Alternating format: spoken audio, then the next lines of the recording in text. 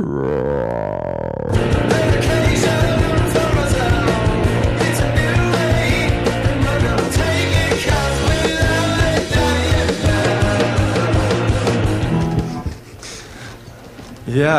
it always hurts a little, and I like that. I'm a bit of a masochist, so. No. So what was your very first guitar, and when did you get it? My first guitar was when I was 9. It was a $50 acoustic, and it looks big on me now. So when I was 9, it looked like a midget playing a giant guitar. Yeah, I wanted to be a drummer, but I suppose no intelligent parent will, when you live in a small house, will buy you a drum set. You know, when you're 9 and you just. So they probably did themselves a favor, you know. They were like, drums, huh? Well, how about guitar? So I got a little used acoustic for $50. You know. I took polka lessons from Tom Polanski.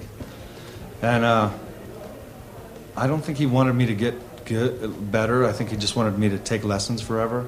So he didn't teach me a bar chord like for 2 years. I learned, you know.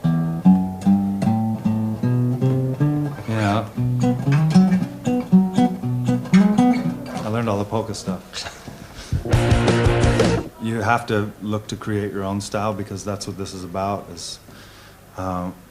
Music is a pleasure device, or it is the tool that you use to explain feelings where words fail to explain, you know? And so carving your own sound and your own style is everything, because one of the best things in life is to be understood, and the best way to be understood is to have your own style. Yeah. And I mean, there are some guitarists that know how to speak with their instruments, and I think you're one of them. So, what is the secret?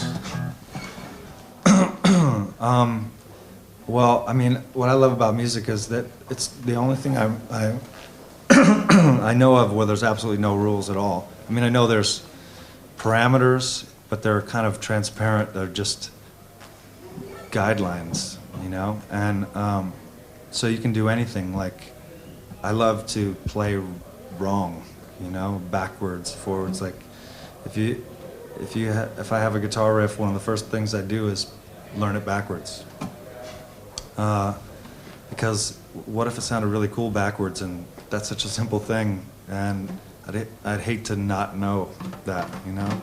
And I skipped note, like something early on for me was like, okay, there's scales and stuff like that, and they make sense, but what if you just omit notes and say to yourself, you can't go to there, you know? It starts to turn the turtle on its shell a little bit, you know? So things like that are important to me. Is the rules, the guidelines that are there to be sort of hammered down, you know? So that's what I like to do, is I like to play wrong. And how many guitars do you own?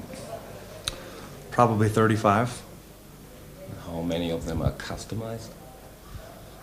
Well, customized, you mean, I like to buy guitars that don't need it, you know, don't need to be customized. Like, I like to buy character guitars. I don't have a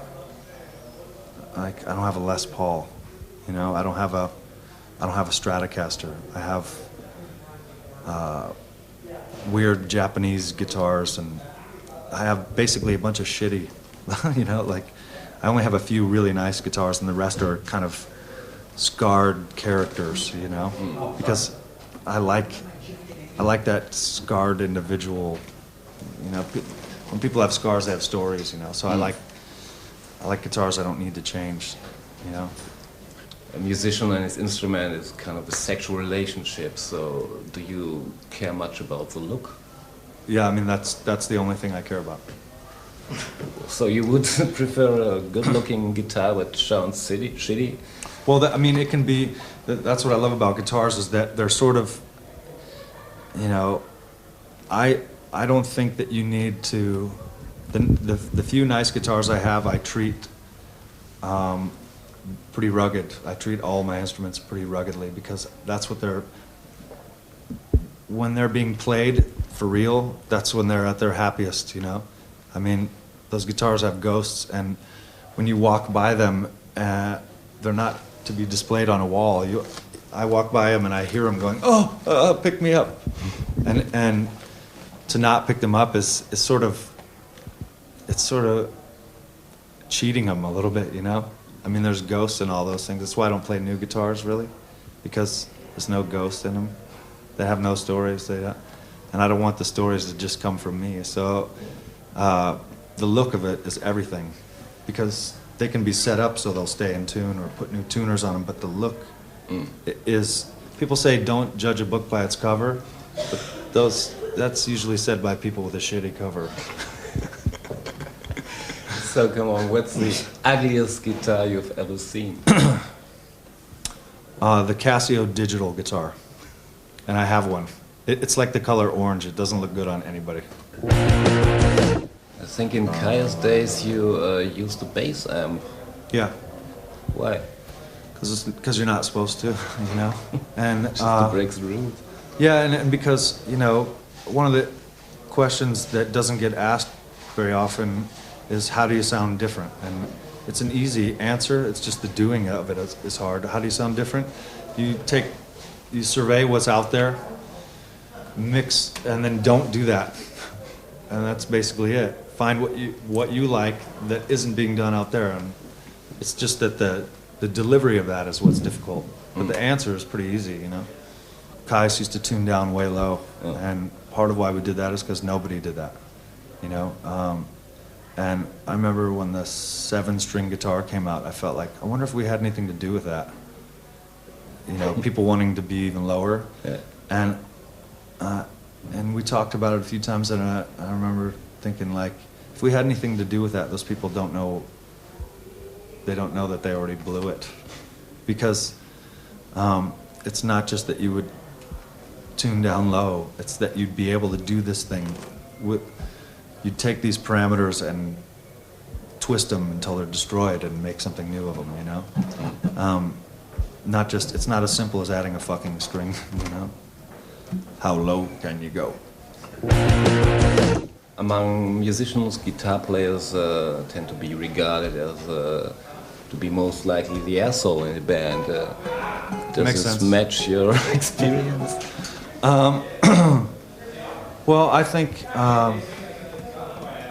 think any band person that has role envy, if you're a drummer but you wish you were a bass player, if you're a singer but you wish you were a harmonica player, whatever, if you wish for another role, then that's already going the wrong direction. And I think if you think that because other people like your music that you're a badass, then you're wrong. So I don't know if it's always the guitar player, but I think having an unappreciative attitude, or wishing you were doing something else without saying it, so you just keep it in, both those are fucked up, you know?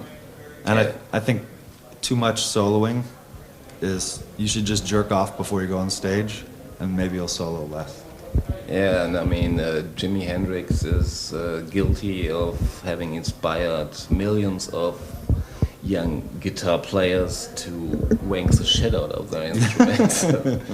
Yeah, and I mean, and great bands are guilty of inspiring people to you know, be in bands and make horrible derivative crap.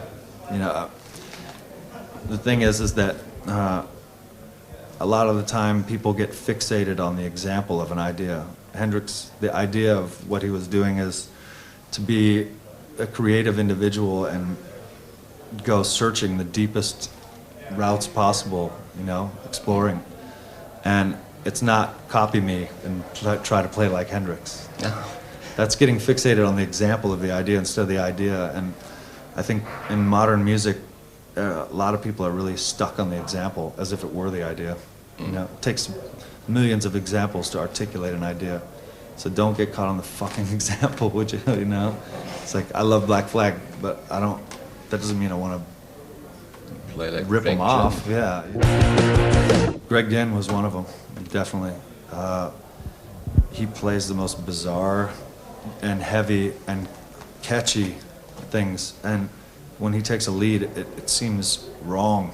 But then you hear Who's Got the 10.5, the live record, or various live things, and he's playing the same thing, and then also improvising off of those, and so you realize that it's purposeful, you know. Who else? Jock from GBH and Bones from Discharge early on were, you know, just because they looked fucking badass. And Mark Bolan is a great, tasteful guitar player. Obviously Hendrix. I really love the two Jimmys, Jimmy Page and Jimi Hendrix. And oddly enough, I think the dark Jimmy is the white guy and the light Jimmy is the black guy, you know. Yeah, those are some. Billy Gibbons, I've been listening to since I was, 11. Just, I know when he's playing, you could blindfold me and I know the second I hear him play, you know. The thing is that people don't understand what a difference is made when someone really sticks their thing, you know. Like Malcolm Young. Yeah, cool. He's one of the best rhythm guitar players of all time. It's so precise without being wrongly anal, you know. There's a choppiness to it, and I always say, the guitar players of Devo, are incredible too, especially really early on when Mark Mothersbaugh's his brother was the drummer and everything was a little faster.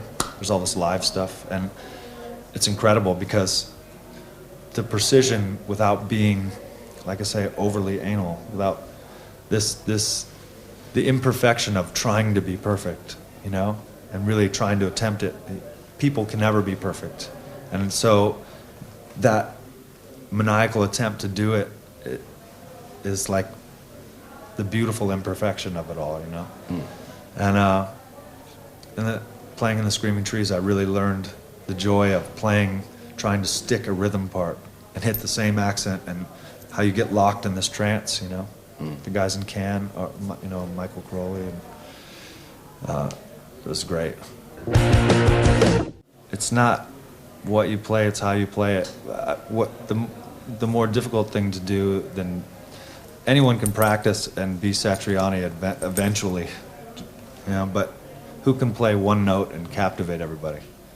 I mean, who can play can you take one note and make it sound like you're crying? Can you take one note and make it sound like uplifting? Back to back, I mean, that is an extension of your emotion and the fluids in your body and the desire and the feeling that I can make that happen. I can explain an emotion where words kind of fail, with one note, and that is everything, Going blah, blah, blah, blah, that's just, look at my Ferrari, my genitals are tiny. To me, that is. I know some people disagree, but fuck those people.